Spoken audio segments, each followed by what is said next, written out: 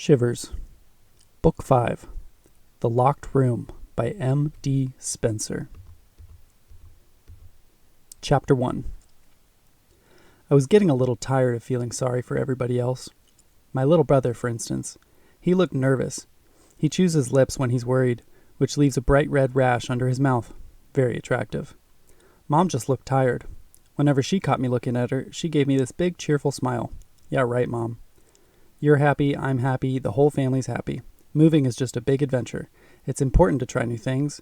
And Bill, the stepfather, is just the best. Moving is a lot of work, especially when you've lived in a house for 11 years, which is my whole life. We had stuff crammed everywhere. When we had our yard sale, Mom made $1,356.12.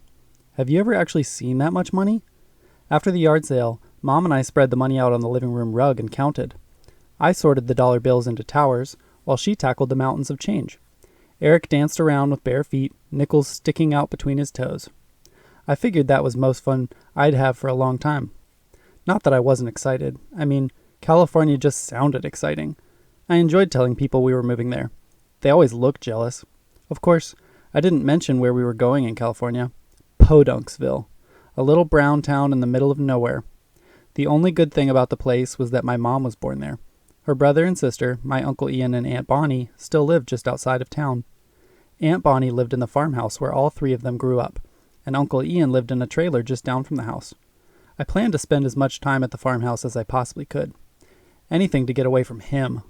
Watching him and Mom together was still hard. I really couldn't explain why I didn't like my new stepfather. He'd been real nice to us. He paid lots of attention to my mom. He was even kind of handsome, especially compared to my dad. My dad was going bald, while the stepfather had thick black hair. My dad had wrinkles. The stepfather's skin was smooth. My dad had a gap between his front teeth. Naturally, the stepfather had a terrific smile. Thinking about Dad made me want to look at him. I pulled my locket out of my t-shirt and popped it open with my thumb. There was Dad's picture on the right, Mom's on the left, both of them fresh from college, soon to marry. Eric leaned across the aisle. "Can I see?" he asked wistfully. "Give it right back," I said.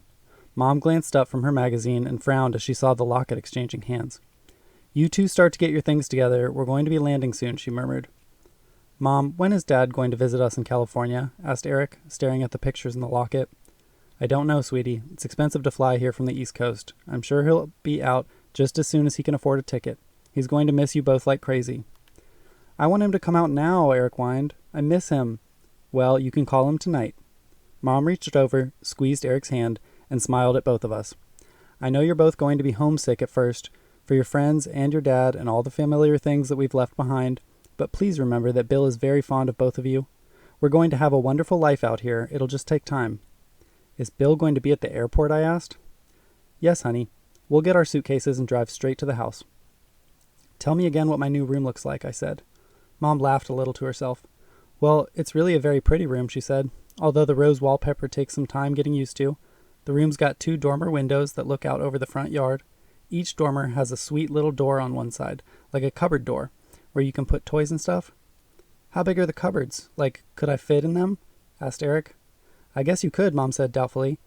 "I'm not sure how safe the flooring is. They're dark inside. I didn't really see how big they are." "They sound cool, like a secret hideout," I said. "I'm going to put a flashlight and my sleeping bag in one. I might even sleep in there." "We'll see. I'm not sure if I should tell you this yet, but I talked with Bill last night about the possibility of redecorating your room. You know, maybe changing the rug and painting the walls a different color. He said he'd think about it. If Bill says it's okay, you might have fun picking out your own colors and curtains." I turned my head to hide my smile. I didn't want her to think I liked anything about this move, or about her marrying again, or about Bill. Bill Beard. Beard. What a stupid name. Chapter 2. A sugary voice interrupted my thoughts. "Ladies and gentlemen, the captain has posted the fasten seatbelt sign in preparation for landing. Please return all seats and tray tables to their upright position. All electronic devices and personal computers should be turned off at this time." I straightened my seat and folded up my tray, and jammed the crumpled napkin into my cup. The stewardess was coming down the aisle with a trash bag. "Give it back, Eric," I said, reaching across the aisle for my locket. "Just a minute," he said, holding it away while he pretended to study the faces inside. "Now, Eric," I said a little louder. "You're being the biggest jerk in the whole world right now. Now give it." "I'll give it back if you'll let me sleep in the secret hideouts." You won't need to sleep because you'll be dead if you don't give me the locket this instant, I threatened. Mom looked up. Brittany, I don't like your language, she said. What's the problem? No problem, Mom, Eric said. I'm just giving Britt her locket. With that, the little brat leaned across his armrest, the necklace dangling from his fingers, and looking me straight in the eyes, dropped my locket right into the stewardess's trash bag. I actually heard the stewardess say, "Thank you." I reached backwards and yanked the bag away from her. I scrabbled around in the bottom of the bag, frantically, while the stewardess watched. My brother giggled, and my mother said, "Brittany," about 20 times. Finally, I tilted the bag slightly and felt the necklace slither to the bottom corner. I reached in with my eyes closed and pulled out the soda-soaked chain. "Thank you," I said lamely to the stewardess as I handed her the bag. "Fasten your seatbelt," she said rudely. Eric and I turned to watch as her clad blue form stalked down the aisle. For the 1000th time, I vowed never to speak to my brother again. Mom made sure that wasn't an option, at least for the next hour. Eric and I weren't allowed to talk, period, until we got to the new house. Everything was so unfair. Moving to a new place with no friends, a whole new school to get used to, and a stepfather I could never like. And on top of everything else, an 8-year-old brother who has dedicated his life to making me look stupid, and a mother who couldn't care less. I dried my locket with the used napkin. I opened it again to look at Dad's face. My eyes filled up again. At least Dad used to listen to my side of the story. I started to close the locket slowly. Out of the corner of my eye, I saw Mom's tiny portrait shift slightly. I blinked, squinting away my tears. Slowly, I opened the locket all the way. Mom's face seemed to dim, and then brighten, but now it wasn't Mom. The hair was too dark, and the eyes of this woman were hollow and so sad. The face in the locket looked at me in horror. The woman's eyes widened, her mouth opened, and then a razor-thin red line appeared across her throat. Chapter 3. "Mom!" I gasped. The necklace fell to the floor. I hit my head on the feet in front of me as I snatched it up. Frantic, I stared at her image, bringing the locket an inch away from my eyes. My hands were shaking so hard I couldn't focus. I couldn't believe what I saw. The pictures were totally normal. Both were exactly as they'd always been. Color photographs of Mom and Dad, yearbook-style headshots. Nothing like this had ever happened to me before. I opened and closed the locket several times. Normal. Totally normal. I shook my head, suddenly aware of sounds around me. The plane was descending. I popped my ears, wondering, was that maniacal laughter mixed with the roar of the engines? Maybe the change in cabin pressure was affecting my brain. Then I glanced across the aisle. Eric was killing himself laughing. He'd caught the whole dropping of the locket, hitting of the head routine. I felt my face turn red. I jerked my head around and stared out the window. I heard Mom tell Eric that he had just added 30 more minutes of silence to his time. Well, that was something. I stole another glance at the pictures in the locket. Totally normal. What was my problem?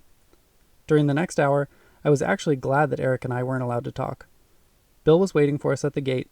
I carried my backpack and a bag so I didn't have to shake hands or hug him or anything. We picked up our suitcases at baggage claim and struggled to the car. Mom and Bill had lots to talk about during the drive. I concentrated on the back of Bill's head. His hair was so black it was almost blue. I suspected that Bill read books on how to be a good stepfather. Knowing this is a difficult time, a good stepfather doesn't force conversations. A good stepfather catches your eye in the rearview mirror and smiles. A good stepfather gives your mother a light kiss on the airport, nothing passionate. A good stepfather hears that the children are not allowed to speak and just shakes his head ruefully. I settled down as we drove. Whatever had happened on the plane seemed a lot less real in the bright sunshine with trees and fields flashing by. Plus, I was looking for my favorite fast food restaurants. The video store, the ice cream stand, the donut shop, and, of course, the mall. Mile after mile went by, and I didn't see any of these things. Eric broke the silence. "Mom, can we talk now, please?" "I suppose so," Mom replied. I rolled my eyes. So much for his extra 30 minutes. "When are we going to get there?" Eric asked. Bill looked over his shoulder, smiling. "Just 15 more minutes, son," he said. "Almost there. Hey, look, cows." "Cows?" I screamed sarcastically. "I've never seen cows before." Mom turned to glare at me. She mouthed the words, "Don't you dare." Bill," I said in a normal voice, "are there any stores near your house or places to eat? All I see are farms and fields, and where's the school?" "Good question," said Bill. "My house is about 10 miles outside of town.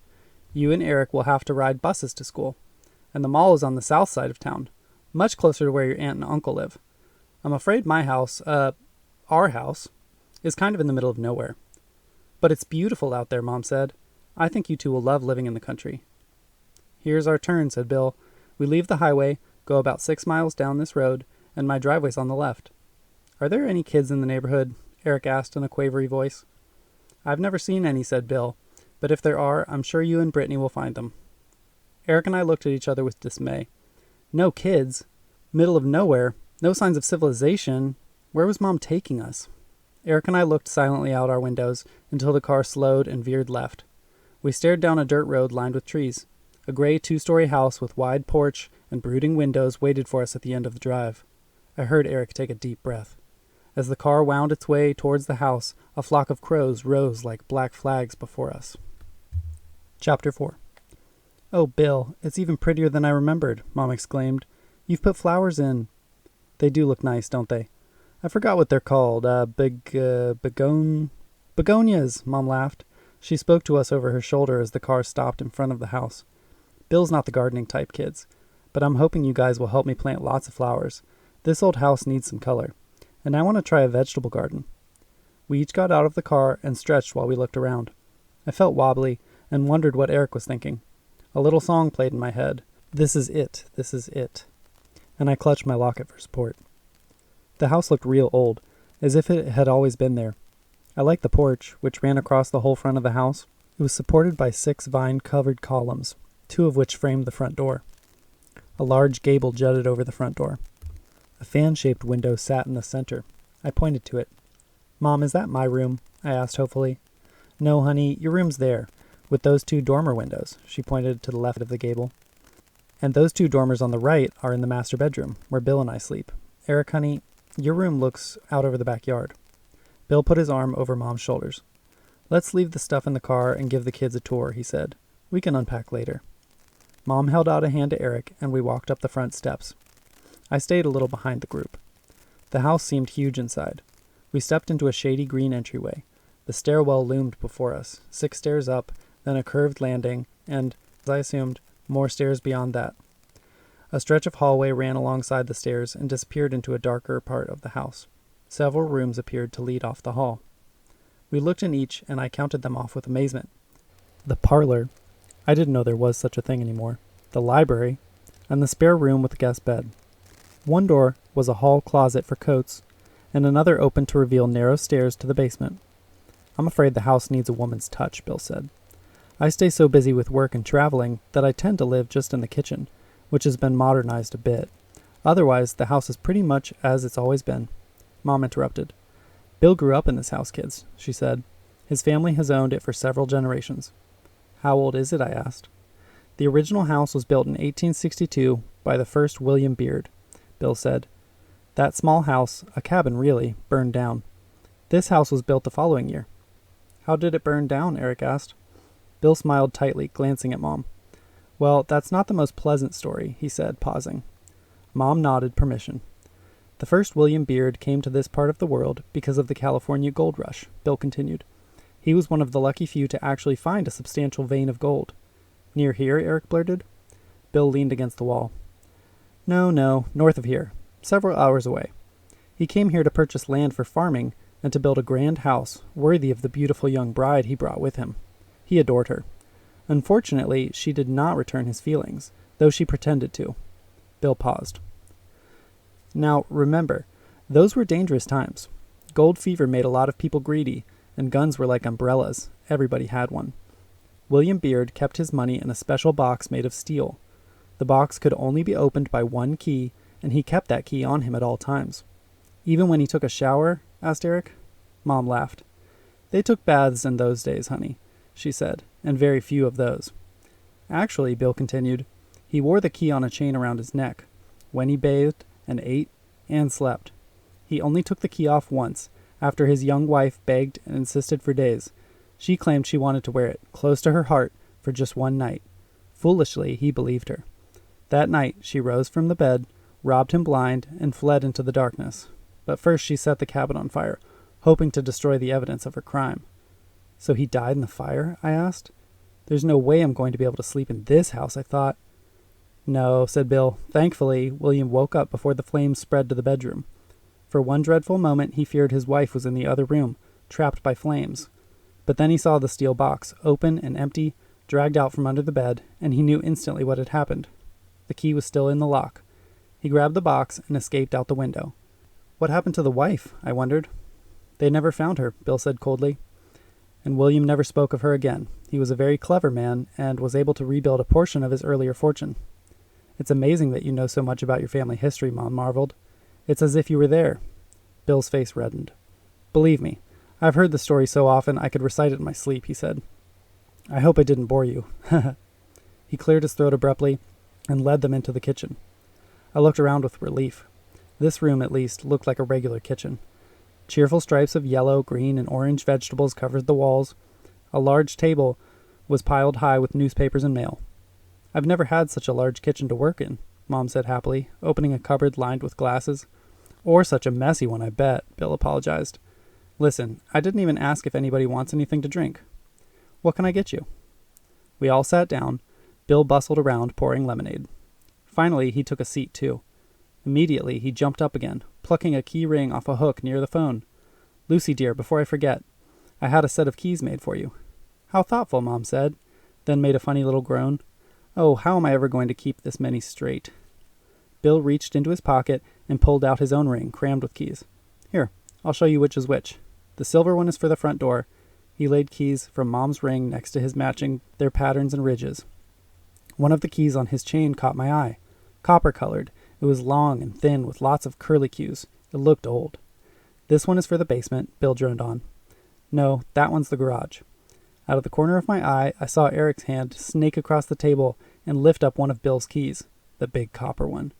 Bill's hand came down like a hatchet on a tabletop, barely missing Eric's fingertips. His voice was cutting. Don't touch my keys. I flinched. My lemonade overshot my mouth and cascaded down my neck. Chapter 5. Bill, Mom exclaimed. There's no need to shout, she sounded shocked. Bill gestured his apology, hands outstretched. I'm sorry, Lucy, he said. I'm not used to children touching things without asking first. He turned to Eric. I'm sorry, son. You know, being part of this family is as much of an adjustment for me as it is for you. Not that that's any excuse for overreacting, he said. He smiled, dropped his keys in his jacket pocket, and patted it several times. I guess I'm just nervous, he said. Mom looked teary with relief. Let's just get through showing the rest of the house, Bill, she said. The kids and I could use some quiet time, you know, jet lag. Of course, darling. Britt, do you need a paper towel? My neck was sticky, but I shook my head. The dining room and the living room were both large and lined with formal furniture, such as horsehair sofas and glass front cabinets. Walking through these two rooms led us back to the entryway. I couldn't help imagining how weird it would be to live alone in this big, quiet house. Grown-ups are pretty brave, I thought. Or maybe just too dumb to get spooked. Eric pushed past me as we went upstairs.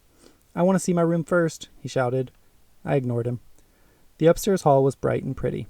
The wallpaper looked new. I counted 6 doors off on the hallway. Wow, 6 bedrooms. The stairs came up in the center of the hall. On the left side were 4 bedrooms. Eric was in one of them with Mom and Bill. Shouts of cool and this is great erupted every few seconds. On the right side were 2 doors, with a long empty wall between them. Empty except for a tall dark cabinet with knobby legs. And gargoyles as drawer handles. Geez, I thought, walking towards the room I suspected was mine. This proves it. Bill has lousy taste. Oh, Brittany, you found your bedroom, Mom called. Did I describe it well? She had done a pretty good job, but nothing could have prepared me for this wallpaper. The room was encrusted with roses. Fat pink ones bulging out of their tidy wallpaper rows. Darker roses in the bedspread, and still more on the curtains. Wrought iron roses held back the curtains. The needlepoint cushion in the rocking chair was, of course, a rose. Even the pink and red rug was covered with old, dusty-looking roses. I expected a swarm of bees any minute. Well, it sure is different, I said. Mom laughed. Bill chuckled as he came up behind her. Your mom and I talked about letting you redecorate this room, he said jovially. I think anything would be an improvement. Where are the secret hideouts? Eric asked. Look over here, Mom said, walking towards one of the dormer windows. The 2 dormers were like cute little hallways, with a window seat and windows at each end. I couldn't believe I had 2 window seats in my bedroom. Mom crouched low and ran her hand over the wallpaper. It's hard to see the doorknobs against this wallpaper, she said. Then she opened a little rectangular door set in the wall. Eric and I both cried, cool, as we ran over to look inside. We need a flashlight, Eric said, peering into the darkness. Brittany, you remember where the phone is in the kitchen? The flashlight is in the cabinet right above the phone. Okay, I said. Eric, don't look in until I get back. As I skipped down the stairs, I heard Mom say she was going to lie down for a little bit. To my surprise, I remembered exactly how to get to the kitchen. I grabbed the flashlight and zoomed back up the stairs, bumping into my bedroom door as I skipped to a stop. Where was everybody? The door in the dormer was still open. The narrow darkness beyond the door beckoned. I clicked the flashlight on. Then I stopped. Where was Eric? I stepped back into the hall. Mom and Bill's door was closed. Napping already? Mom? I called softly. No answer. I turned towards Eric's room. Eric's room was definitely bigger than mine. Big and, at the moment, empty. I went to look in his closet and threw the door wide open. Aha! I shouted at a row of empty hangers. They clanged in the door's breeze. Feeling foolish, I tiptoed back into the hall. Eric, I whispered. The little goon was definitely trying to scare me. I went back into my room very quietly. Maybe I could scare him. I got down on my knees and threw up the dust ruffle. Nothing. I turned the knob on the closet door so slowly it made no sound at all. Nothing. I even shone the flashlight into the small dormer closet, expecting his goony face to leap out with a yell. He was not there. Now I was getting spooked. I crept along the wall into the other dormer to look out the window, keeping my eye on the bedroom door the whole time. Suddenly, I heard an eerie yell rising behind me, a smothered, desperate sound. The whole wall seemed to vibrate. My arms flailed. Then something hard and flat slapped the back of my legs and sent me flying forward against the opposite wall. Chapter 6. Ah! I screamed in terror and agony. My palms thwacked the wall. The back of my calves stung like heck. Eric's head lolled in the opening to the dormer's closet. I can't breathe in here. Get out of there, you idiot, I screamed.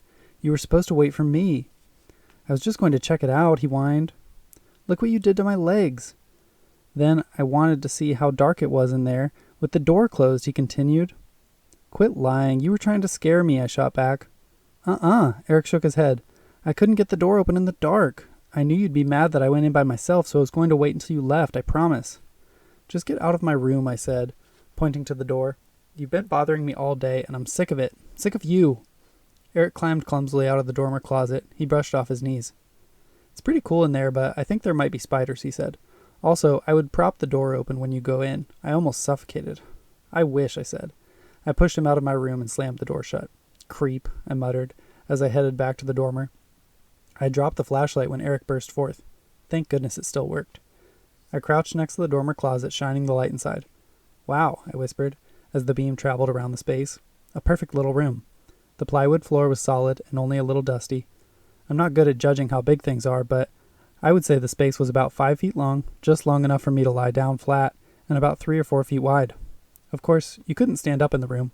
At the tallest point, you could stand on your knees, and the ceiling sloped down until there was barely room for my toes. Still, I could sleep in it. I flicked the light around, my mind buzzing with ideas. This could be my private place. No one else allowed, except maybe a best friend, if I ever meet one here. I might even redecorate it. I shone the light on the walls. They were made of wooden beams with white stuff in between. I reached out and touched the white stuff. It was hard. I felt sure I could tape things to it. Finally, I could hang up posters I like. In our old house, Mom had always insisted on real pictures in my bedroom, boring stuff that she picked out. I checked out the other dormer closet. Turned out to be the exact same. I decided to make that one my hideout since Eric had gotten into the other one already. I crawled inside, kind of a tight fit, definitely a one-woman hideout. But there was room for a few things. I'd need my sleeping bag and a pillow, maybe a few pillows to lean against. I could find a box for a table. I'd bring in my little trunk where I kept all my letters and really private stuff, and of course my diary. It would be cool to have snacks up here. I could see myself reading for hours. Mysteries are my favorite, popping jawbreakers and munching on chips. I climbed out of the closet, eager to get started. I had no idea where our packing boxes might be. I peeked out my bedroom door. Eric's door was closed, but I heard him talking to himself in a soft voice. Mom had had an hour to rest, I decided. I tapped softly on her door. At home, I used to barge right into Mom's room. Somehow, I didn't think Bill would be thrilled with that. Come in, Mom said. I pushed the door open slowly and looked around. So, this was Mom's new bedroom. Yikes. The walls were dark green, heavy curtains hung in the dormer windows, an ornate canopied bed dominated the center of the room. Beyond the bed stood a lovely dressing table, its tall mirror gleaming in the dim light. Mom sat before the mirror with her back to me, brushing her dark hair over her shoulder. I moved toward her.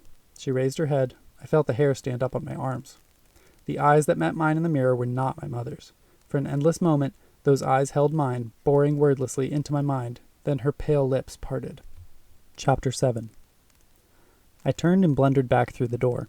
I even said excuse me as I closed it. My mind whirled. I ran to the top of the stairs. Mom's voice rang out. "Brittany!" She sounded alarmed. I was almost afraid to look. Mom stood outside her bedroom door, her hand on the doorknob. "Sweetie, what's wrong? You looked so strange when you came in." "Who was that?" I asked, my voice shaky. Mom came towards me and gave me a hug. "Who?" "That woman," I said against her shoulder. "What woman?" She leaned back, watching my face carefully. "That woman, Mom, in your bedroom." "Just now? That was me. I was in my bedroom." "I saw a woman in the mirror." "Honey, when you knocked on the door, I was sitting in front of the mirror brushing my hair. You came in, looked at me as if you were going to be sick, and stumbled back out. That was me." "It wasn't you. I know you." "Britt, the room was dark," Mom said patiently. "I had just gotten up from my nap." "It wasn't you." My tone was shrill. "Maybe you should lie down," she said gently. "Mom," I wailed. Then I took a deep breath. "Would you at least go back in with me?" She put her arm around my shoulder. "Of course I will." She pushed open the door and turned on the overhead light. "Ta-da!" she said gaily. "Isn't it hideous?" I laughed nervously, glancing around. I think I like it better in the dark.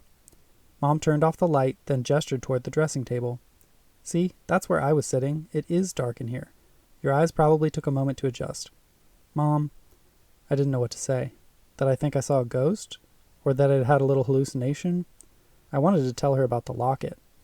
"Mom, something..." She smiled at me. "Yes?" "Something..." I couldn't say it.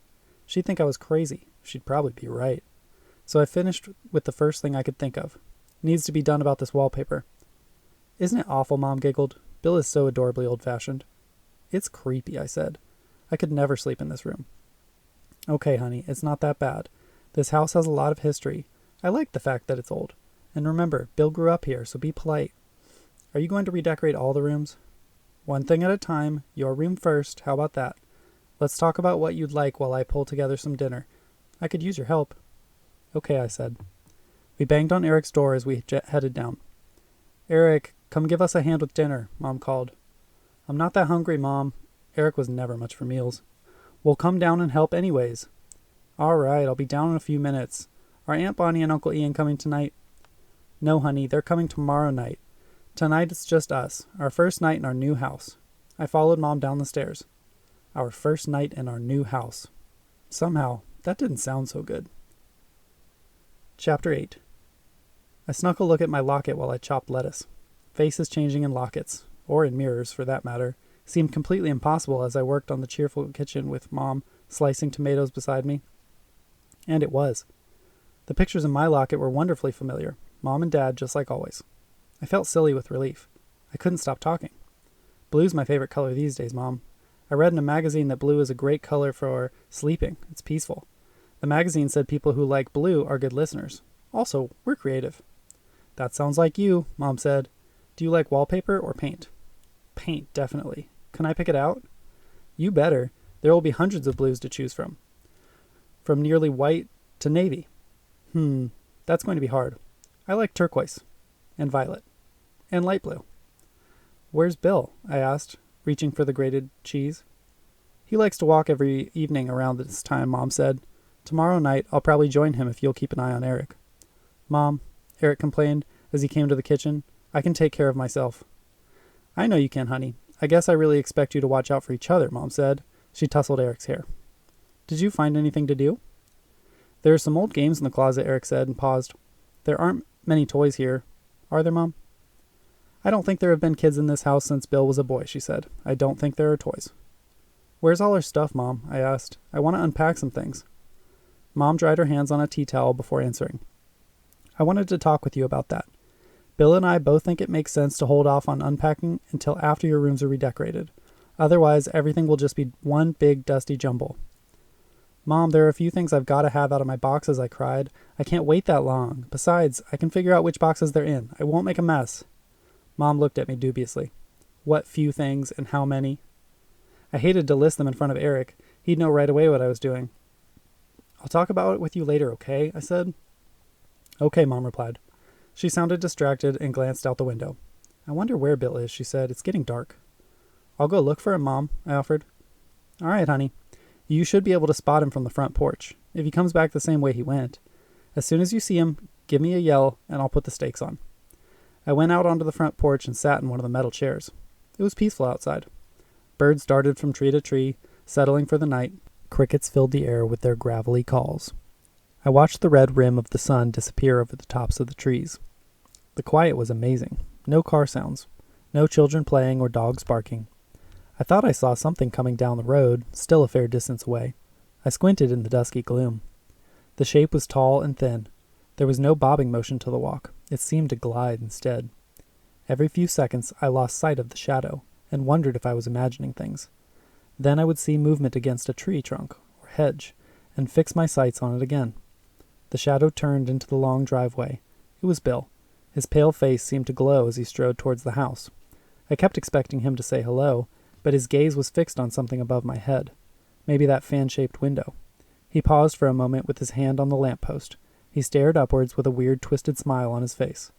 I suddenly realized that Bill probably couldn't see me, because my chair was partly hidden behind one of the vine-covered columns, and the porch light wasn't very strong. Hi, Bill. I broke the silence. Bill recoiled, lurching back. His face looked ghastly in the lamplight. Then he lunged forward, making me jump. "Who's there?" he hissed. Chapter 9. I leapt out of my chair, sending it clanging against the wall behind me.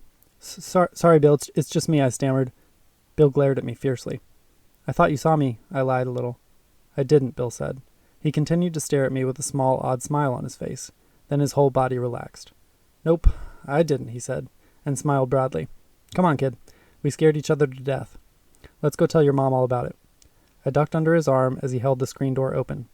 As he walked behind me down the hall, I could feel his eyes boring into the back of my neck. Mom, Bill's here," I said lamely. I sat at the table next to Eric. "Sorry, I forgot to let you know when I saw him." "What? Were you all getting nervous?" Bill asked cheerfully, winking at me. "No," Mom said happily, wrapping her arms around Bill's waist. "I had this vision of you walking in the front door, greeted by the aroma of sizzling steak and onions, and then coming into the kitchen to a lovely wife and a pretty table with candlelight." "Well," said Bill, 1 out of 3 ain't bad." The two of them nuzzled while Eric and I stared at our forks. When I looked up, Eric was staring at me. "What's wrong?" he whispered. "Nothing," I said. "I'll tell you later." I was starving.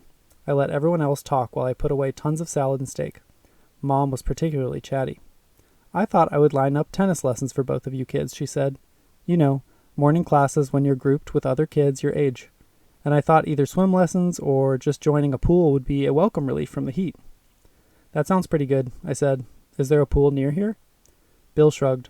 "There used to be a community pool near the library." "I'll call around tomorrow," Mom interrupted. She turned to Bill. "Honey, what time do you want Ian and Bonnie to come over for dinner tomorrow evening?" "I was thinking it would be nice if they got here early. That'll give us more time to talk." "Sounds fine to me," replied Bill. "When can we go to the farmhouse, Mom?" asked Eric eagerly. "Probably this weekend, honey. Aunt Bonnie and Uncle Ian work during the week, remember? Who wants dessert?" I was stuffed, but Eric and Bill wanted ice cream. They decided to eat it on the front porch. "I'm going to make myself a cup of coffee. You boys go on out. Britt and I will bring your ice cream," Mom said. "Ah, personal service, how nice," said Bill, clapping Eric on the back. "Come on, son." I scooped both bowls of ice cream. Mom cleared the table. She was humming. "Good salad, honey," she said, dropping a kiss on top of my head. "Today's been a nice day, all things considered. You look tired at dinner, huh?" "I guess. It's going to be kind of weird sleeping in that rose garden of a room." "You'll be all right. Just keep your lights on." Mom placed her mug and the bowls on a tray, picked it up, and smiled at me. "Coming?" Suddenly, I felt frustrated with her easy solutions and cheery expression. "No, I want to call Dad," I said coolly. "Tell Bill not to worry. I'll call collect." Chapter 10. Well, all my lights were on. It's hard to say if the roses looked better by sunlight or by lamplight, but I really hated them in the dark. So I turned on all my lights and propped open a book. I decided I would read until I was utterly exhausted.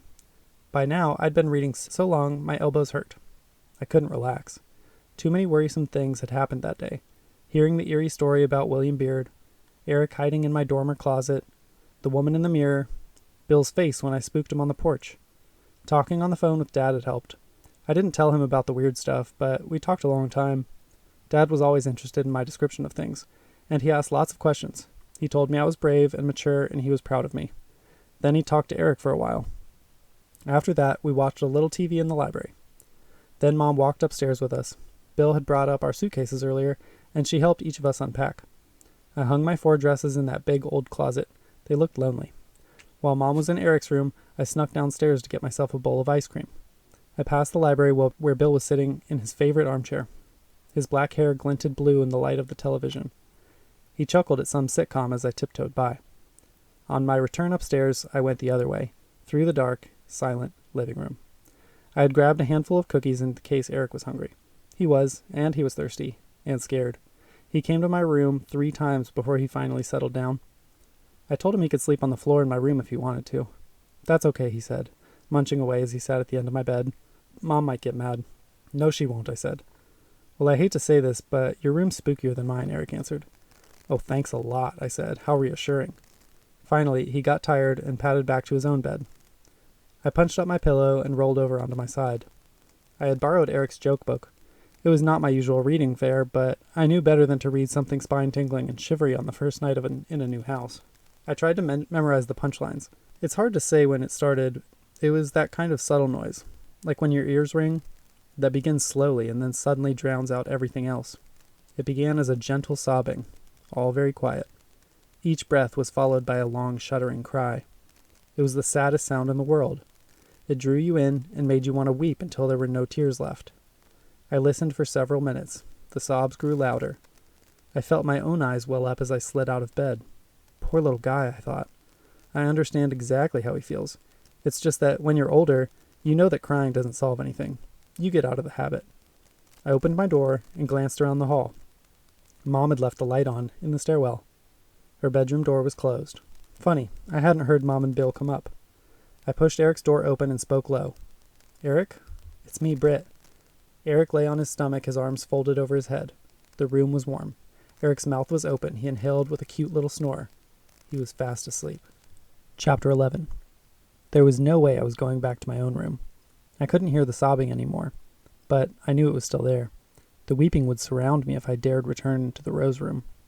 I thought about knocking on Mom's door and telling her everything that had happened today, but I was too scared to walk back into the hall, too scared to hear Mom's voice beyond the door and see another woman's face in the mirror, too scared to move at all.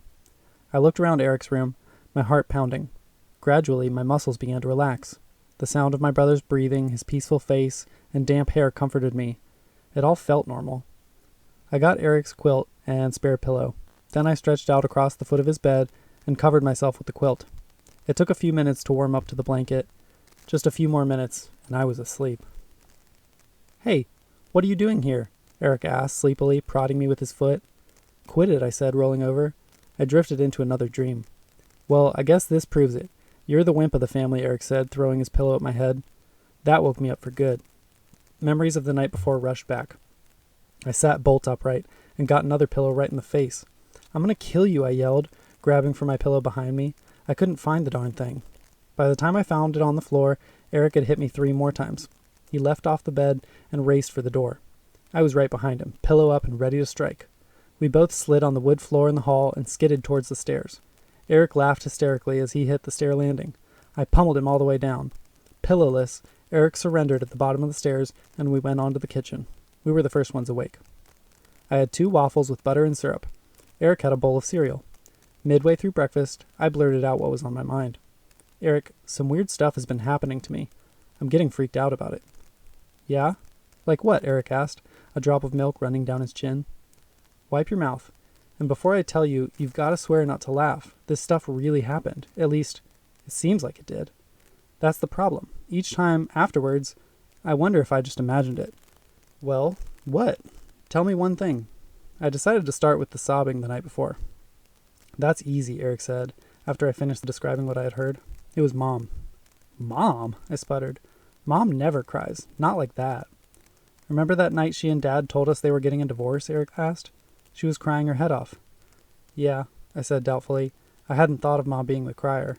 I didn't like the idea. That doesn't make sense, I said. Mom is happy. What has she got to cry about? I wondered.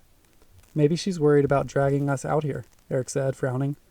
Maybe Bill hurt her feelings or something. He's kind of strange, I finished, lowering my voice. I would hate to make him mad. I already got a taste of it yesterday. What happened? Eric asked. When he came back from his walk and I was waiting for him out on the porch, his face was so white he looked like a ghost. And the whole time he walked toward the house and he was staring up at the roof with a really creepy smile on his face. Yuck, Eric said with a shiver. He never saw me sitting there, and when I said hi, I thought he was going to have a heart attack. He hissed at me. Hissed? Like a... Good morning, kids, Mom said, coming into the kitchen with a smile. I see you both are finding your way around the kitchen. Did you sleep well? I frowned at Eric, warning him to let me talk first. I got a little homesick, I said, so I slept at the end of Eric's bed. But once I fell asleep, I slept well. You're my sensitive one, Mom said, squeezing my shoulders. Whatever it takes to feel comfortable the first week is fine with me, as long as Eric doesn't mind. I don't mind, Eric shrugged. I think I'll feel fine tonight, I said. I kept my voice light and normal. How about you, Mom? How did you sleep? Mom laughed brightly. I'm embarrassed to say I was so exhausted that I fell asleep in my chair in the library. Bill let me sleep. The TV signal finally woke me up, and I came upstairs. It must have been about 3 a.m. Eric's eyes met mine across the table. They were wide and worried. Chapter 12. Eric and I spent almost the whole day outside. The woods around Bill's house went on for miles and miles. At least that's how it seemed. We walked down a path into the woods and found a creek. Then we walked back to the house and asked Mom if we could pack a lunch and really explore. I guess so, said Mom, as long as you don't ever leave the creek while you walk. When you get tired of exploring, just turn around and come back the same way you went. The creek will lead you close to home. In fact, I'll find you a scarf. Tie the scarf around a tree trunk at the point where the path ends and you start walking along the creek. Okay? Promise? We promised. I made sandwiches while Eric packed chips and grapes and cookies and filled some water bottles. He tied the scarf around his forehead and we set off, promising to be back by 4 p.m. Aunt Bonnie and Uncle Ian were coming at 5. By lunchtime, it was hot. The air was cooler down by the creek, but we did sweat, though. Eric kept wanting to stop and eat, but I made him wait until we found the perfect spot, a flat rock in the middle of the creek. We had to take off our shoes to get to it. The water felt delicious running over my feet. By the time I got to the rock, Eric had finished half his sandwich. After we ate, we lay there like lizards. I checked my locket while we were there. Outside, in the middle of the woods, somehow, it seemed like nothing bad could happen. Sure enough, boring old Mom and Dad smiled back at me. I told Eric about what had happened with the locket on the plane. He looked up at me, squinting in the bright sun.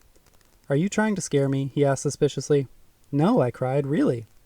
You better not be, he warned. If you're trying to be funny, I'm not trying to be funny. You know I've never said anything like this before. The only reason I'm telling you is in case more stuff happens. I need witnesses. I'm not a witness. I haven't seen anything weird. That's what doesn't make sense. Why is it all happening to you if it's really happening? I hate not being believed when I'm telling the truth. You don't need to worry. I won't be telling you anything more, I said. Just do me a favor. If one morning I don't wake up or I mysteriously disappear, have the decency to tell Mom that I thought something suspicious was going on. Could you do that for me? Angrily, I stuffed our trash into the backpack and splashed across the water. I stalked up the bank and began hiking along the creek again. Hey, Britt, wait up, Eric yelled loudly. Mom said we need to stay together. I started to run. Branches thwacked me in the face and brambles caught at my socks. I heard a disgusted, "Oh man," ring out behind me. I laughed to myself as I jogged along. Eric was really behind me now. I could still hear him. My brother's whine could carry over huge distances. I stopped running when I got a stitch in my side. I dropped my backpack and tried to walk it out, bending at the waist. I realized we had come to the end of the woods. A few yards ahead, I could see a big field. Eric came barreling through the trees. When he saw me, he didn't slow down. Instead, he made a growling noise and ran straight at me like a linebacker. I shrieked and darted behind a tree. That's what you get. That's what you get for not believing me, I screamed. His face was bright red and furious. You made me drop my shoe in the creek, stupid. Now I have to hike it in, and it's soaked. I'm telling Mom you tried to lose me, and you're going to be in big trouble. I could tell he was serious. Okay, what do you want? I shouted. We kept circling the tree. I want to beat you up, he said ferociously. I'll let you punch me in the shoulder, I said, just once. As hard as I want? Yes, but just once. You gotta hold still and no punchbacks. No punchbacks, I agreed. I stopped moving and he came around to my side of the tree. He pulled back his fist and held it, trying to make me flinch. I wasn't too worried, but I had learned over time never to say that it didn't hurt, because he kept punching until it did. This time it did hurt. Ow, I muttered, looking at the red mark. You're getting strong. Eric looked gratified. I didn't say I didn't believe you, he said. I just wondered. I nodded towards the field. Check it out, I said. We're out of the woods. I want to go over there and see if it's the field of a farm or what. Eric glanced at his watch. It's almost 2 o'clock, he fretted. We'll barely have time to get back as it is. Plus, Mom said not to leave the creek. 10 minutes, I said. We'll be able to see the creek as soon as we get back to the trees. I just want to look. The field was huge. The grass was high and golden, dotted with large, spreading trees. I plowed through the tall grass with Eric close behind. I could see a black fence with gray stones poking up between the posts. Oh man, I exclaimed. It's a graveyard. I love graveyard, especially old ones. Oh no, Eric groaned, stumbling behind me. You said 10 minutes. I ignored him. This was a real find. An old cemetery out in the middle of nowhere. I pushed through the gate and counted quickly. 6 gravestones, each one different. The letters were faded on 4 of the stones, but pretty easy to read on 2. I pushed aside the tall grass covering one stone. Hey, look, it says Beard. This is Bill's family. Or was Bill's family. Don't be gross, Eric said. Can you tell who it is? Daphne Daltrey Beard, I read. Born April 4th, 1959. Died July 27th, 1967. She was 18 when she died. Do you think that could be Bill's sister? How should I know? Eric's voice was antsy. Come on, we gotta go. All right, just let me read the rest real quick. Mary Margaret Grantham Beard. Born March 14th, 1920. Died June 13, 1942. 22 years old. Letitia Rose Maddox Beard. Born January 29th, 1897. And died October 1st, 1917. Hurry, Eric begged. Okay, cool it. Alma Whitson Beard. 1847 to 1867. I scurried to the gravestone in front of that one. Anna Reinhardt Beard. All these are women. Born August 12th, 1864, and died December 11th, 1892. Wow, that's almost my birthday. I'm going, shouted Eric, slamming the gate. He took off through the grass. I had to see the last stone. I crouched down. It was hard to read through the moss. Louisa Gepple-White Beard. Beloved wife of William. Born 1844, died 1862. I stood up and screamed at the top of my lungs. Eric, wait! I found the wife of William Beard. Eric was nowhere to be seen. A shadow swept over me. Ah! I ducked as a hoarse call filled the air. Something swooped against my shoulder, stabbing me with pain. I moaned as I fell. Chapter 13. Eric helped me get home. Sometimes he could be so nice. When he heard me scream, he turned around. He told me he saw 2 large crows fluff their wings and settle on that last gravestone. I had 2 large scratches on my shoulder, but at least Eric believed me. And we were only 15 minutes late getting home. Mom didn't even notice. Oh, there you are. Did you have fun? Isn't it beautiful around here? She actually looked at us. Go take a shower, both of you. Uncle Ian and Aunt Bonnie will be here in about 30 minutes. If you get ready early, go ask Bill if you can help with the grilling. Eric and I both took our time. It was great to see Uncle Ian and Aunt Bonnie. Ian had always been my favorite uncle. He was real tall with reddish hair. He was the kind of uncle who's always just finished some new adventure. He was a photographer, writer, and animal lover. Now he was studying karate. He taught Eric and me some really good kicks. Aunt Bonnie made great cookies, and she hugged a lot. Brittany, look at your profile, she said. That retainer has worked wonders. I barely recognized you, you beautiful thing. I gave her my happiest smile. Nobody had ever called me beautiful. At dinner, Aunt Bonnie asked a lot of questions. So, Lucy, how did you and Bill meet? It all happened so fast. Well, it all started at Amy's wedding, Mom said. We met at the rehearsal dinner. She sat us next to each other and we talked all night. I thought Bill was so handsome, and we just agreed about everything. Aunt Bonnie took a sip of iced tea. So the next day was Amy's wedding, Mom continued. Bill and I danced until our feet were sore. I was there, Uncle Ian said. I don't think I got a word in edgewise. Mom giggled. And Bill came by the next day, and the next, and then I flew home. But by that time we were both pretty sure that we were in love. Really? Aunt Bonnie said quietly. I've never believed in love at first sight. Well, sis, we had 3 days, Mom retorted.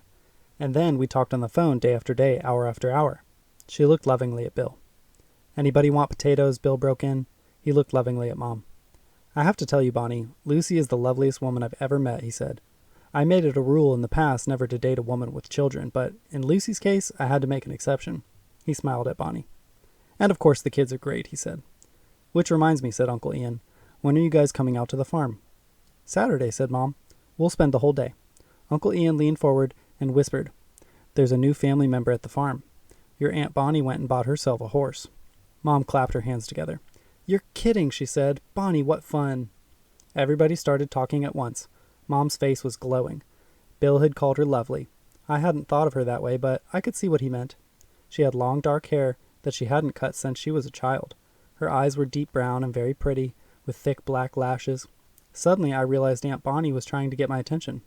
Brittany, honey, is that a locket you're wearing around your neck? Can I see it? I used to wear one when I was a girl.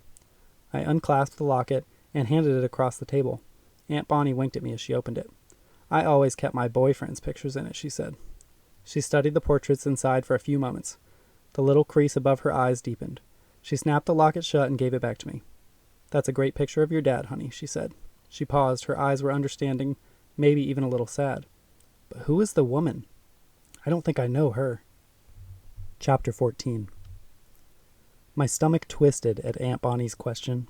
She's there? I stammered. It took me several seconds to open the locket myself. Somehow, I knew what I would see. Mom's face. I looked up at Aunt Bonnie, feeling a mixture of disappointment and relief.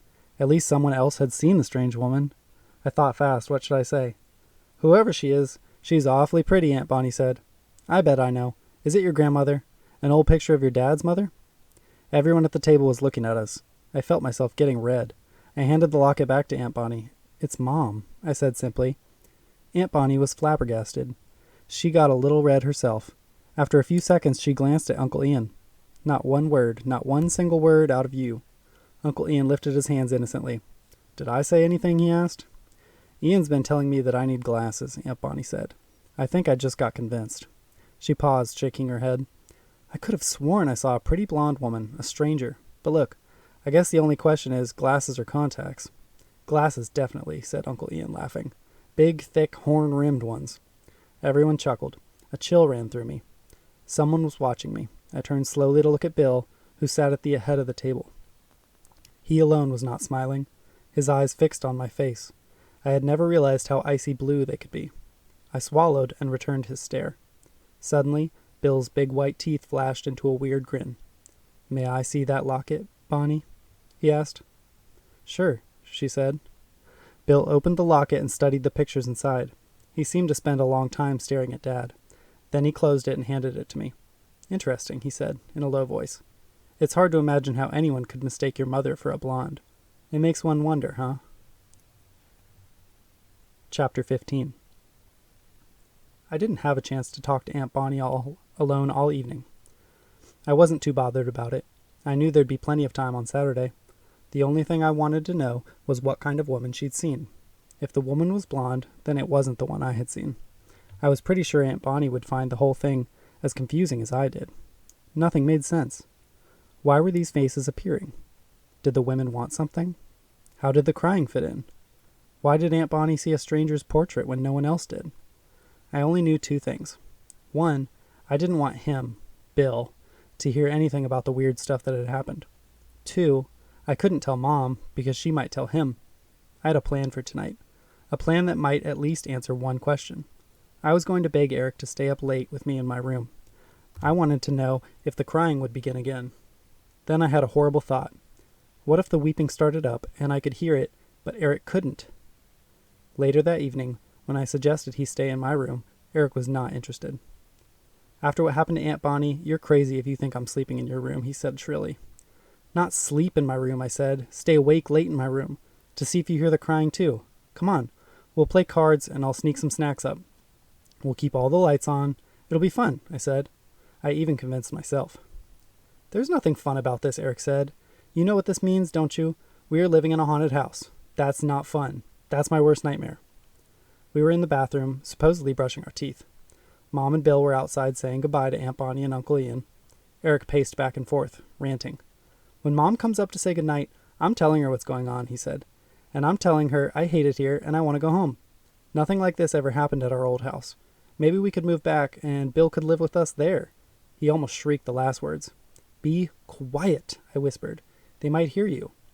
I turned on the water. Listen, I said. I agree with everything you just said, but we don't have any proof that anything's happening. Mom will never believe us.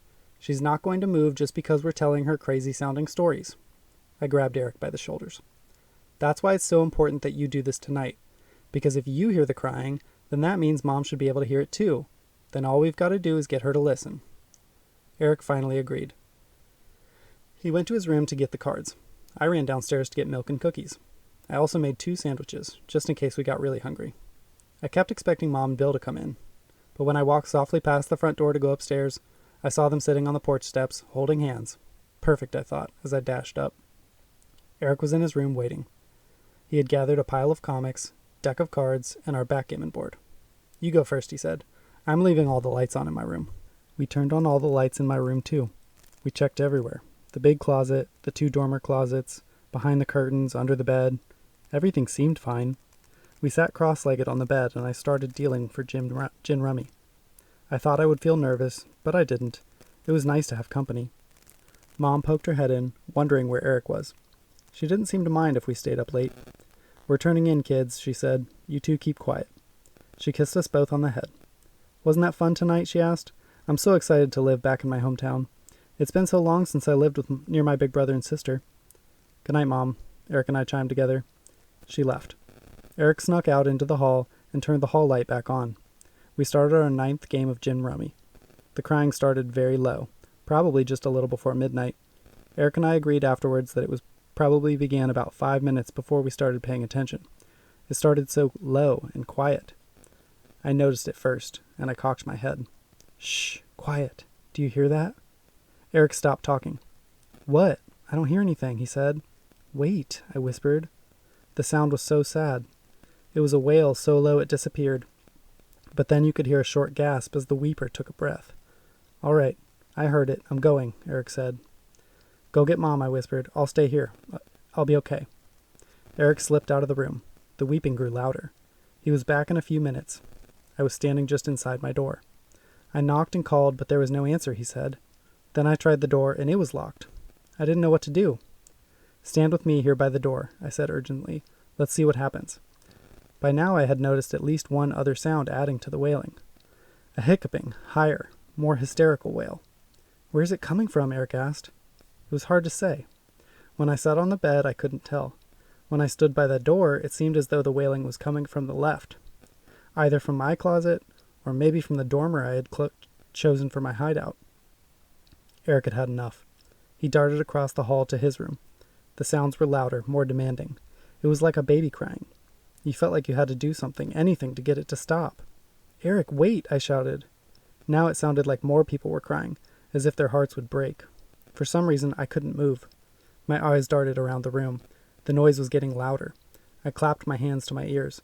I couldn't take the sadness. Mom, I shouted. The wails got louder. Mom! Mommy! I screamed. The wails grew louder still. Eric appeared in the doorway. He pulled my arm. Come on, Britt. We've got to get out. Mom's not coming. Come on. I let him pull me into the hall. He closed my door. The sudden silence was amazing. I couldn't hear a thing.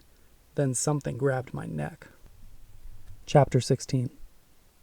I yelped in pain. The vice on the back of my neck was cold and tight. I could tell by the look on Eric's face who it was. Him. What in blazes are you 2 doing? Bill's voice was icy. He sounded furious. Have you lost your minds? I tried to shake loose. His fingers tightened. We got scared, Eric said in a very small voice. His hands were shaking. Nice touch, I thought. Oh, you got scared, Bill mimicked in a high voice. That's too bad. Blood rushed to my face. I couldn't believe it. After what we'd just been through, he was making fun of us? Making fun of my brother? I whipped free of his grip and whirled around to face him. My voice was trembling but strong. Don't you dare make fun of my brother. Nobody could spend a night in this creepy house and feel safe. The amazing thing is that you could bear to live here alone for so many years. Bill's face whitened. What are you talking about? I was tempted to open the door of my room and let the wailing pour into the hall and swirl around us, but some instinct stopped me. I stepped next to Eric and put my arm around his shoulder. Just leave us alone. Where's Mom? I want to talk to her. Bill managed to look concerned. What a fake, I thought. Your mom is fast asleep. Even all the racket you made didn't wake her. I suggest we leave her out of this. You and Eric get yourselves settled and go to sleep. We'll discuss your shenanigans in the morning. Shenanigans? Bill, Eric said hesitantly. Yes? Will you take a look around my room, just to make sure there's nothing there? Yes, Bill said impatiently. He stalked into Eric's room and flung open doors and drawers. Eric and I stood in a corner of the room together, watching. There, Bill said. Nothing out of the ordinary. Satisfied? You didn't look under the bed, Eric suggested. Bill rolled his eyes. Flinging back the flaps of his dressing gown, he kneeled to look under the bed. He lifted the dust ruffle and stuck his head underneath. Nothing but dust, he reported. Then he coughed, and we heard a muffled curse as he cracked his head on the bed frame. Slyly, I watched him in the mirror over Eric's dresser.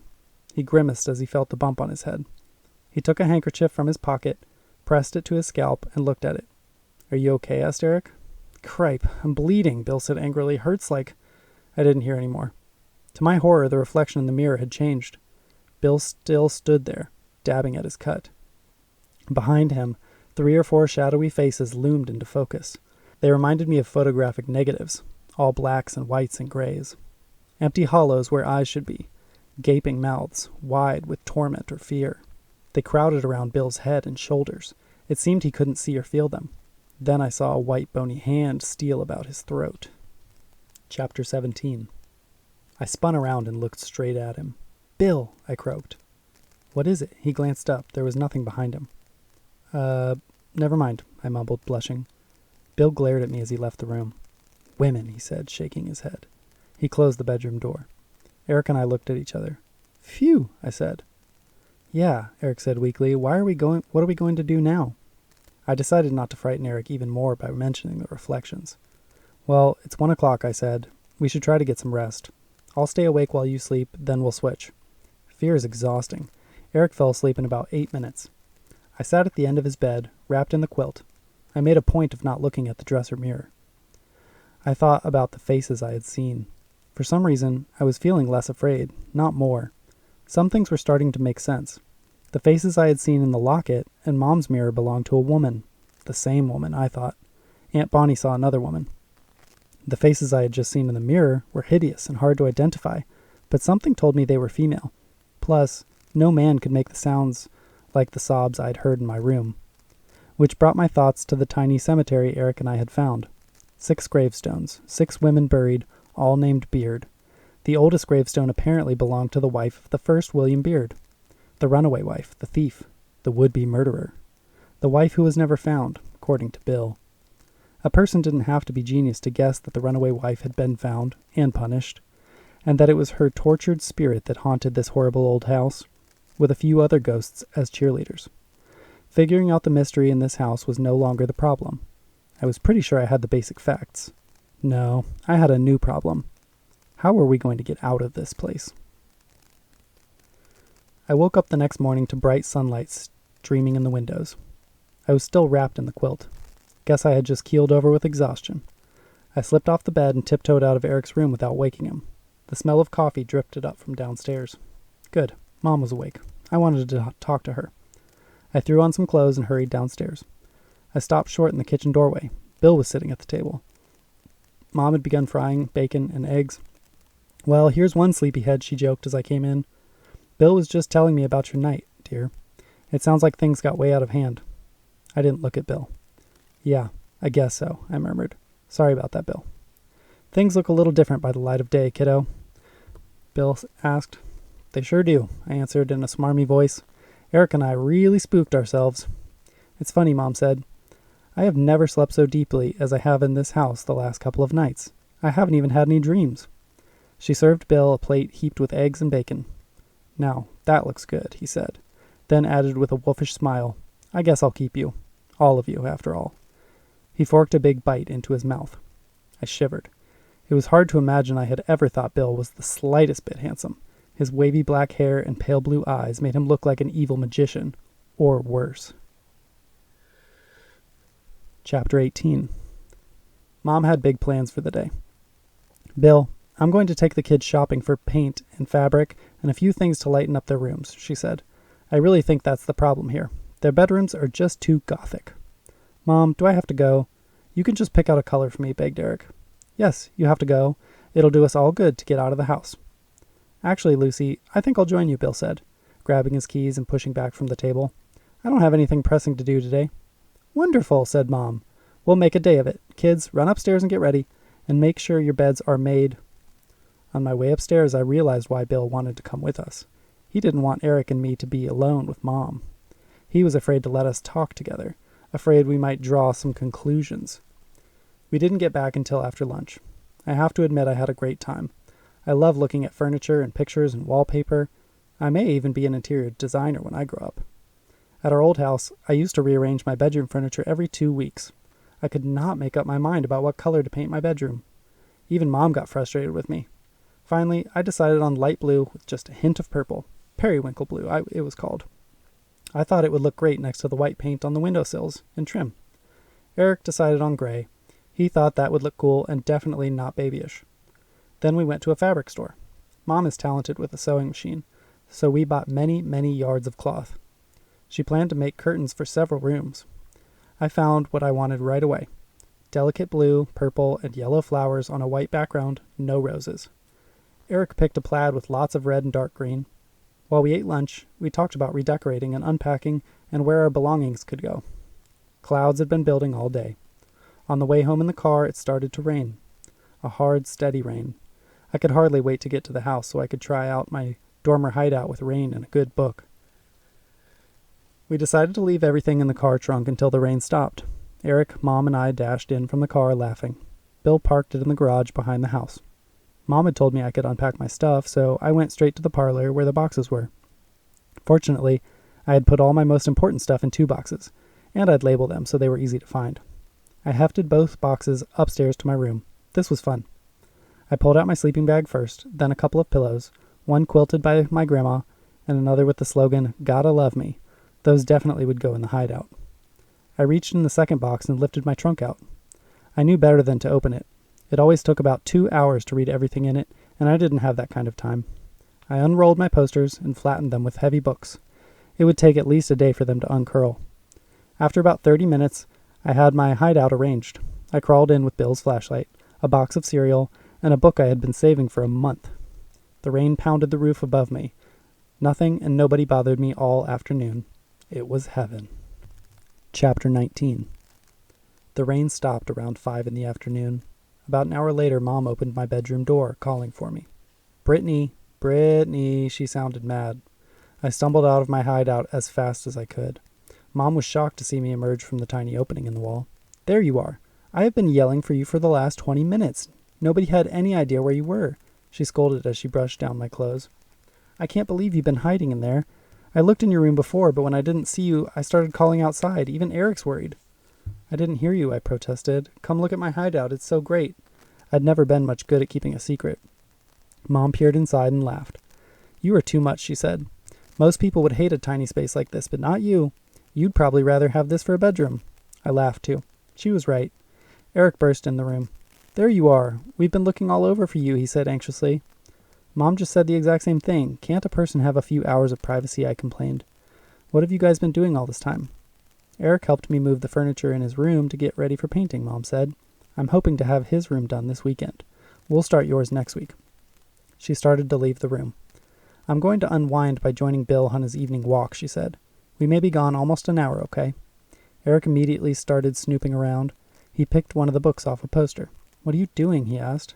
"Flattening out my posters." "I know a faster way to get them flat," Eric said. "How?" I asked suspiciously. "You just roll them in the opposite direction a couple times. I'll show you." "No," I exclaimed. "I'll do it." To my surprise, it worked pretty well. So we re-rolled them all. "We might as well hang them now," I said. "Come here. Look what I did to my hideout, Eric." He peered in. "Wow, you are so lucky. Is this where you were the whole afternoon?" "Yep, and it was raining, which made it really cozy." "Can I go in?" Eric asked. "I hope you hang up your posters." "You can go in for a few minutes, then I'll go in and you can hand me the posters. I want to hang them myself." Hanging my posters didn't take long. After I finished, Eric had a brilliant idea. "I know what would be really cool, Britt. Hang on, I'll be right back." When he returned, he had a handful of nails and a hammer. Mom took these nails out of my walls to get them ready for painting, he said. I have a great idea for hanging the flashlight so we don't have to hold it all the time. I climbed out reluctantly. Eric scrambled in. As I watched through the door, Eric moved to the opposite wall. Kneeling, he positioned a nail above the poster I'd hung there. Then he picked up the hammer and banged away. While I watched, the wall collapsed in a cloud of powder. Eric fell right through. Chapter 20. Eric, I screamed. Total silence. Are you okay? I yelled. I heard hacking and coughing, followed by groaning. Oh no, oh no, oh no, please don't tell Mom. Eric raised himself up. His face and hands were white with dust. I'm in trouble, he said. You messed up my whole hideout, I said. Then I felt kind of sorry for him. Maybe not, I said. I doubt Mom will look in here again, and I won't tell Bill about this place ever. Maybe we can fix it. Eric looked around. I'm done for, he said. We can't fix this. See if there are any big pieces of wall we could put back, I said. Okay, Eric said. He leaned back into the hole he'd made. Britt, he said, there are no big pieces, but you know what? I can see light up ahead, and there's a floor we can crawl on. That interested me. It's probably Mom's room, I said. What can you see? It seems like it's too light to be Mom's room. Let's see what it is. It could be like a huge hideout for both of us. Come on, Eric said. I hesitated, thinking about the time.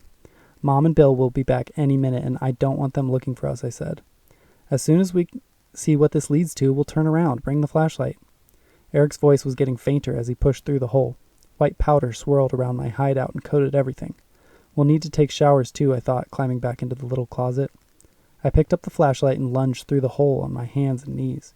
Eric was waiting for me and for more light. Shine it in front of us, he whispered. See how light it is up ahead? But there's something blocking the light. We were in a corridor shaped exactly like my hideout, with a solid floor and a low-sloped ceiling. I'd say it was about 20 feet long. We crawled quickly, like rats tunneling under the roof, I thought with a giggle. This looks like a treasure chest, Eric muttered, coming to a halt. A large trunk and 2 smaller wooden crates prevented us from moving forward. I sat down and hugged my knees, shining the flashlight all around the corridor. This is great, Eric, I said. It'll make a huge hideout. Yeah, but don't you want to see what's on the other side of this chest? Eric was on his knees, peering over the top of the trunk. It looks like a room or an attic. He pushed against the trunk. It barely budged. Help me move this, Britt. No, we need to go back, I said firmly. Bill will kill us if he finds out about that hole you made. We'll try it later.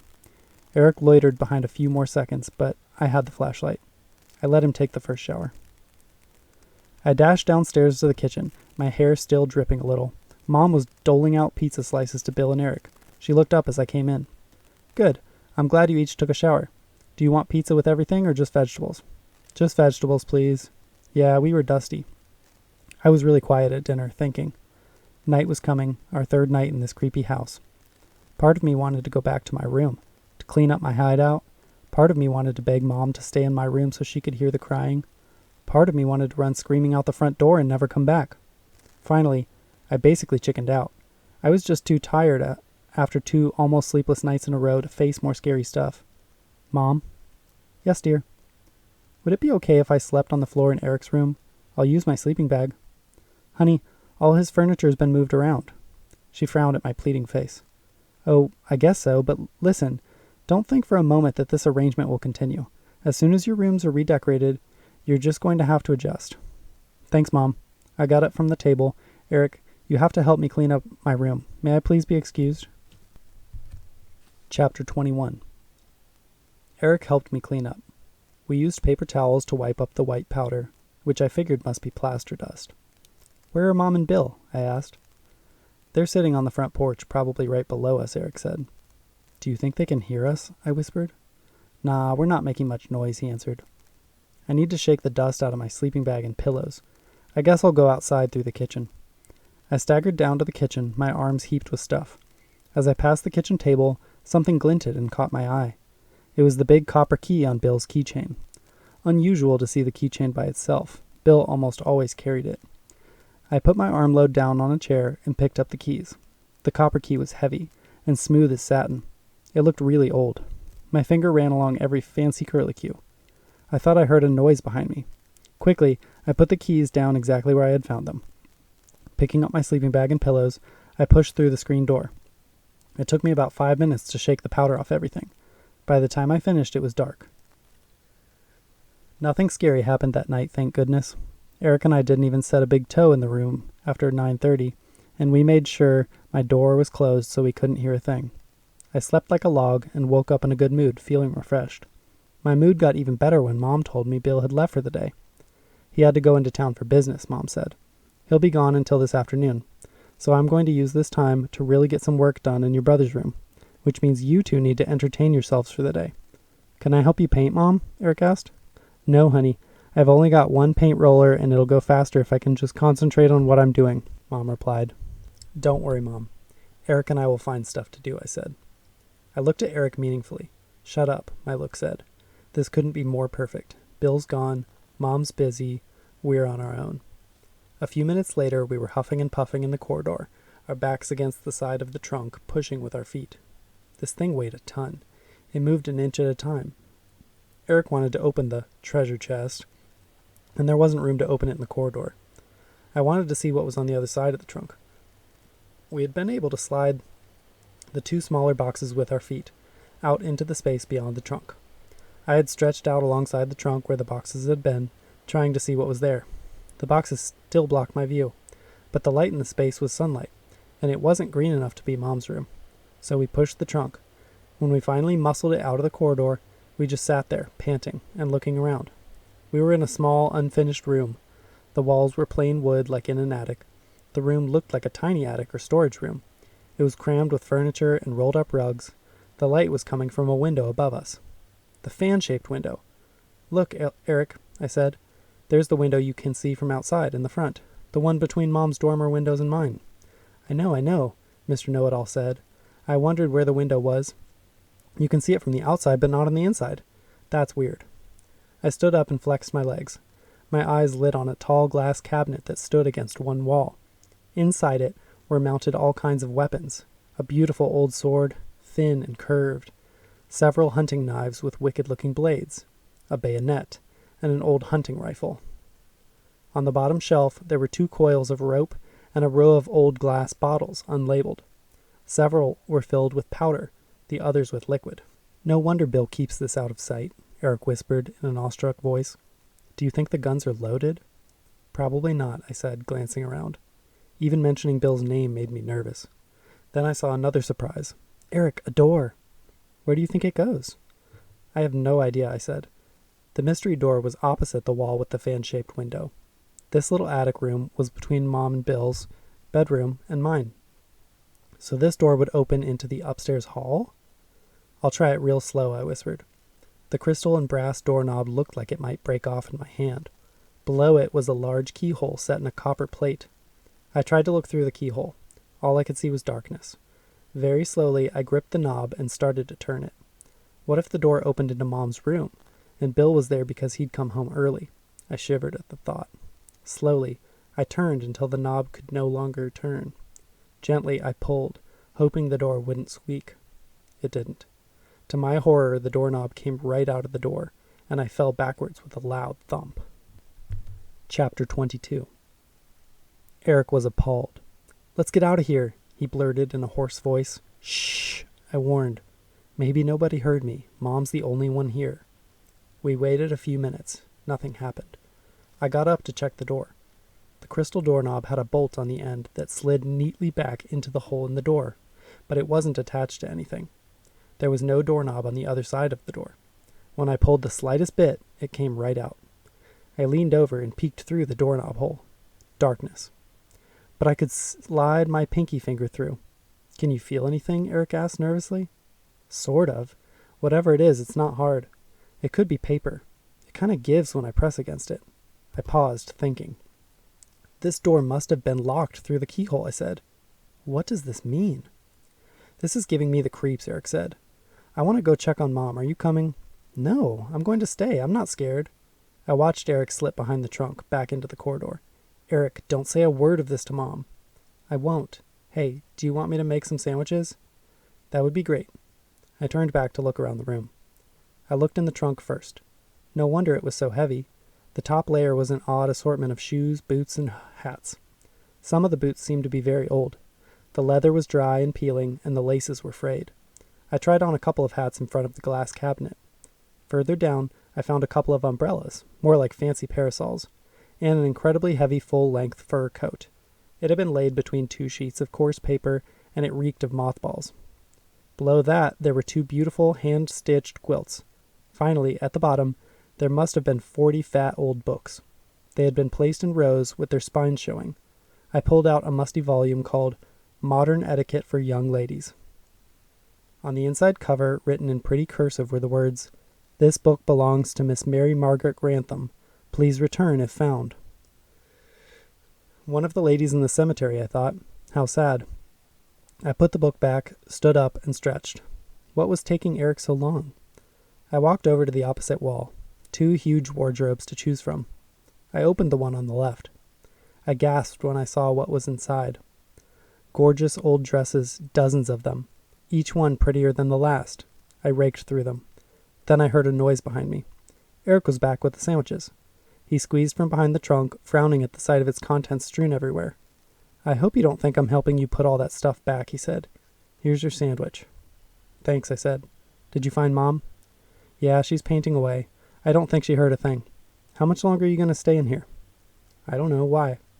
"Uncle Ian called while I was making lunch. He wants to pick us up after work and take us out to play miniature golf or go bowling or something. He said we could decide." "That sounds fun. Did Mom say it was okay?" I asked. "Yeah, but she's got a couple of chores for us to do before we go. Hey, you know what? I think I figured out where that door might be." "Where?" Eric swallowed a bite of sandwich before he answered. "You know that big old dresser in the hall between your bedroom and Mom's? I bet it covers up the door. That's why the doorknob on the other side was taken off. If it's flat, wallpaper could cover it." "I'll bet you're right. I thought I felt paper on the other side. How weird, though. Why would Bill cover up the door? Why not just keep it locked?" I wondered. "I have no idea," Eric said. "But the longer we're in here, the more I'm scared we're going to get caught. Bill wouldn't like us snooping around in his private family stuff, I'm positive." "Did you lock my bedroom door when you came through with the sandwiches?" I asked. "Yeah." "All right, then. There's no way Mom can get in to find us. It's going to take me a while to put everything back the way it was. You can wait in my room if you want it. If Mom calls us, you call me." "Okay," Eric said. "Hurry." He crawled into the corridor. I'll hurry, I thought. Right after I look in the second wardrobe, I might even try one of these dresses on. I opened the second wardrobe with a flourish. Oh darn, no dresses. Just pictures. The inside of this wardrobe was totally different from the other one. It had 4 shelves set behind glass, like some kind of museum case. On each shelf were several objects laid out in a careful pattern. I kneeled down to look closely. A portrait framed in heavy silver. Something long and dark curled around the bottom of the frame. "Ugh," I shuddered, pulling back. Could that be a lock of hair tied with a ribbon? And what was that thin white shard circled by a gold ring? My eyes flew to the portrait. I leaned even closer, pressing my hands against the glass. It was an old photograph, brown with age, and very faded. It showed a woman sitting in a chair. Masses of hair were piled high on her head, her lips curved in a soft smile. Despite the smile, I recognized her. The woman in my locket. A tall man stood behind her chair. His hand rested possessively on her shoulder, his eyes as cold as they had ever been, for over a century now. I recognized him too. It was my stepfather. Chapter 23. I could hardly breathe. My heart pounded so fast my chest hurt. I scanned each of the portraits in horrid succession. Each frame was fixed forever in some ghostly arrangement, coiled by a thick rope of hair, brown, black, or blonde, and draped with a scarf or decorated with a dried rose. The rings, they were wedding bands, one for each. My knees buckled.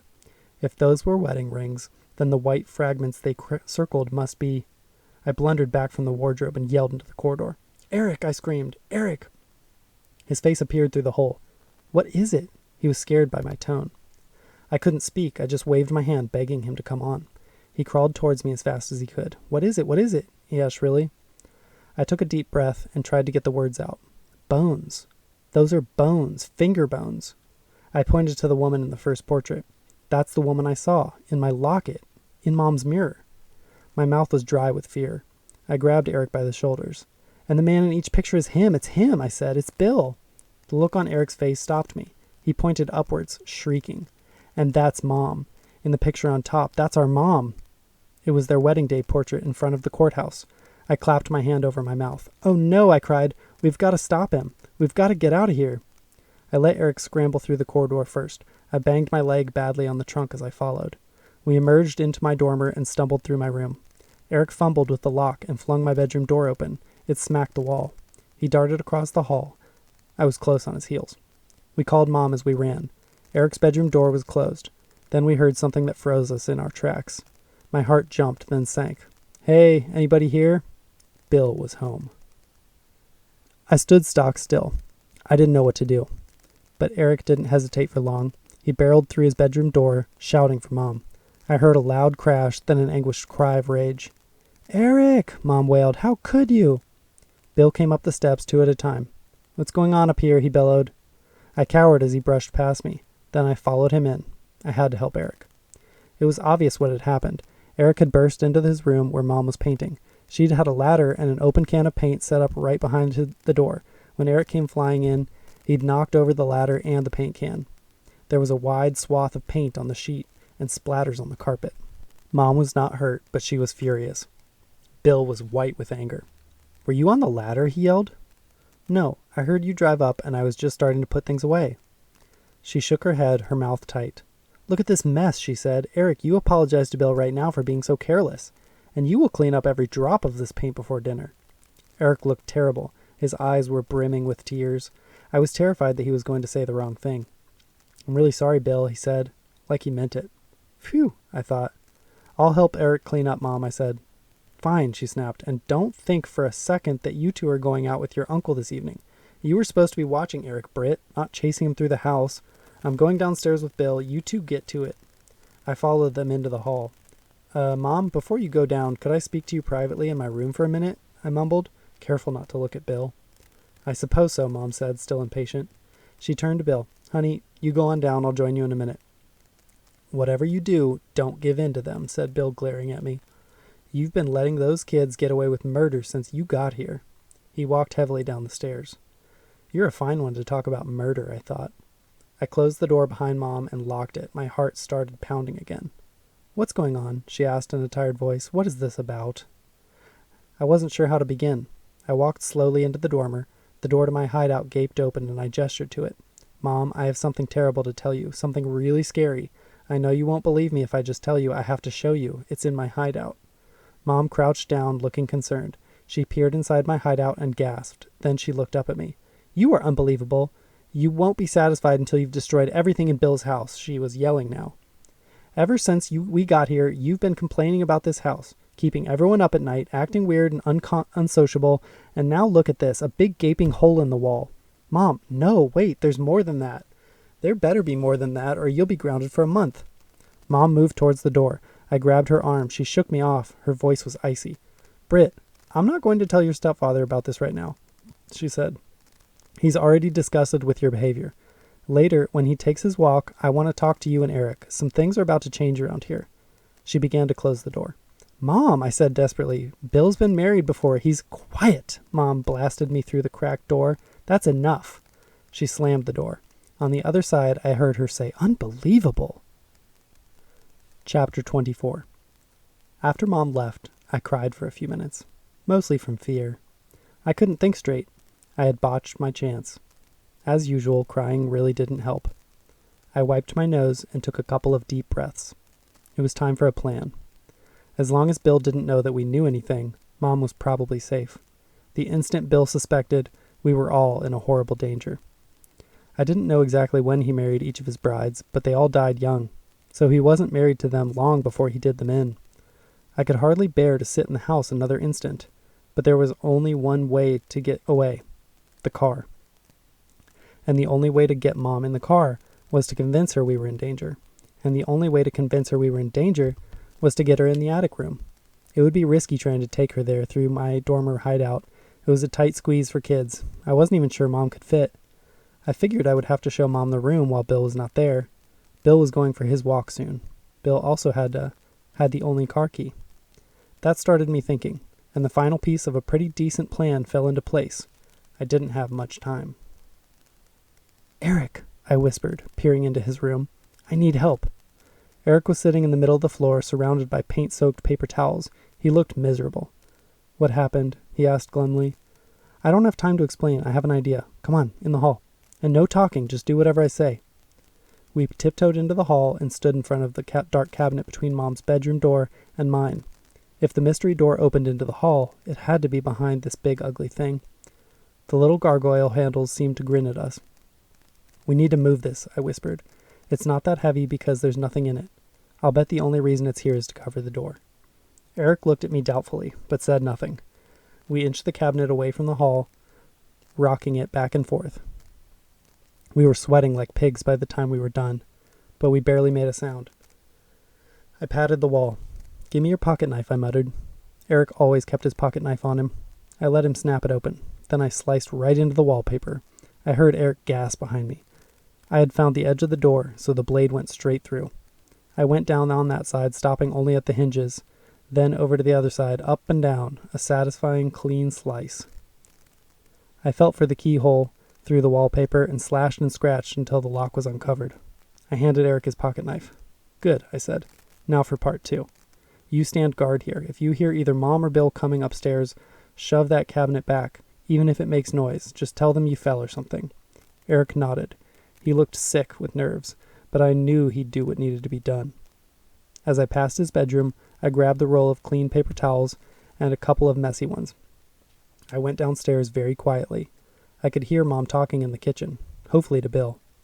There was a little table in the foyer where Mom liked to put her purse. Thank goodness it was there now. I set down the towels and reached in, feeling for her keys. My heart was racing. Surely Bill would leave for his walk any minute. When my fingers found cold metal, I almost yanked the keys out. I caught myself and lifted them cautiously, soundlessly. I clutched them in my hand, hiding them in a wad of paper towels. I picked up the roll in my other arm and walked to the kitchen. Bill did not look pleased to see me. He shifted at the table so his back was turned. Perfect. I just needed to get these paper towels wet, I said to Mom. Cleanup's going pretty good. We're really sorry about everything. Standing at the stove, Mom nodded. She still looked angry. I paused in the doorway. Neither of them looked at me. Bill's jacket hung on a peg just inside the kitchen door. I turned and, without making a sound, dropped Mom's keys into a jacket pocket. At the same time, the paint-splattered towels made their mark. Oh no, I shrieked. I whirled to face Mom and Bill. I got paint on Bill's jacket. I'll fix it, oh no. I pulled Bill's jacket off the peg and ran to the sink. I turned on the water full blast and stuck the sleeve under the stream for a second. Then I sank to the floor, wailing like a maniac. You must hate me, you must hate me. I knew the counter blocked Bill's view of me. I prayed my mother wouldn't look at me as I pulled Bill's heavier keychain out and stuck it under my leg. I made lots of noise to cover any jangling. I felt the floor shake as Bill walked towards me. I was afraid to look up. Mom pleaded with him. Bill, it was an accident. I'll take care of it. Bill reached down and yanked the jacket away from me. I cringed. I'm sorry, I squeaked. I'm going for my walk, he said in a tight, high-pitched voice. I'm beginning to think I've made a terrible mistake. He shrugged on his jacket in the hall. He must have patted his pocket. I heard the jangle of keys. The front door slammed behind him. Chapter 25. As soon as he left, I grabbed Mom's hand. You've got to come upstairs. Eric is hurt, I lied. Anything to get her up there without an argument. What? Mom ran out of the kitchen. I grabbed the keys under my leg and followed her. When we rounded the landing, Eric appeared at the top of the stairs. He looked scared and confused. He glanced back and forth between Mom and me. Now? He asked fearfully. Are you all right? Mom cried. Eric nodded, looking even more confused. At the top of the stairs, Mom froze. She gave me a terrible look. I'm not moving another step until you explain yourself, she said. I brushed past her, keys in hand. Slipping behind the cabinet, I separated the thin copper key from the rest. My hands shook and my hair kept falling in my eyes. Finally, I inserted the key in the lock and turned it. I left it there just in case. Then I pushed the door hard. The uncut strip of wallpaper across the top ripped and the door swung open. I thought I heard a soft sigh as I entered the attic room. Maybe it was Mom gasping at my latest act of destruction. Eric dragged her towards the room. He's going to kill us, Mom, he cried hysterically. We've got to get out of here before he gets back. She walked in and surveyed the attic room. Suddenly, I felt horribly afraid. Look, Mom, look very carefully at each picture. Yours is at the top. I looked at Eric.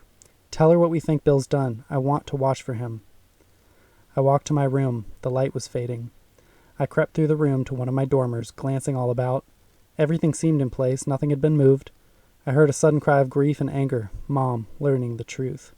I edged close to the window. Hidden by the curtain, I peeked out. He was coming. He was midway down the driveway. He didn't run. He didn't need to run. He knew we were here, with nowhere to go. His face looked upwards, white as a sheet. His fiery eyes seemed to blaze through my window, my curtains. I felt his thoughts. I know where you are. Why did you think you could get away? My feet would not budge. Screams bubbled in my throat, yet I made no sound. I stood frozen in silence, waiting for him to reach the house. At that moment, I believed I would not survive the hour. The front door flew open with a crash. My key! Bill screamed inside the door. Who dared to take my key? I heard Mom's and Eric's footsteps running across the hall. I wanted to be with them. Suddenly my muscles unlocked and I ran towards the bedroom door. But Bill heard the footsteps too. He was coming up the stairs. I stopped just inside my door, hand over my heart. Bill muttered to himself as he strode up the second flight.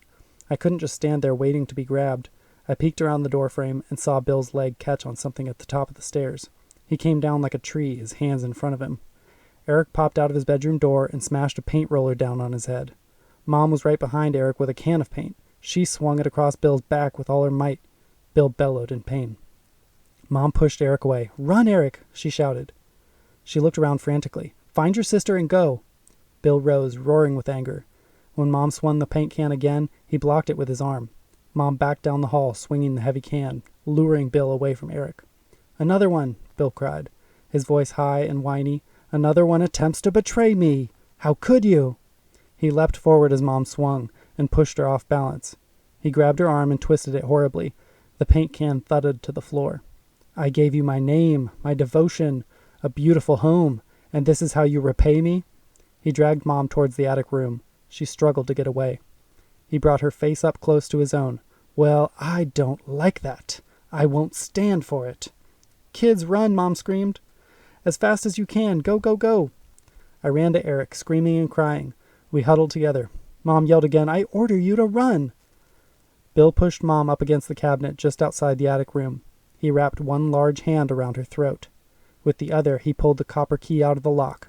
With a horrid laugh, he brought the key to his lips and kissed it. I shivered. At that moment, I heard a beautiful sound. Uncle Ian's voice. Door was open. Where is everybody? Uncle Ian, I screamed. Help us. Uncle Ian dashed up the stairs. He stared at all of us in amazement, but he didn't say a word. He just sprang forward with his curled hands up near his chin. With a loud ki-ya, he thumped Bill with a side kick to the chest. Bill flew backwards through the door to the attic room. An eerie cry echoed through the attic room.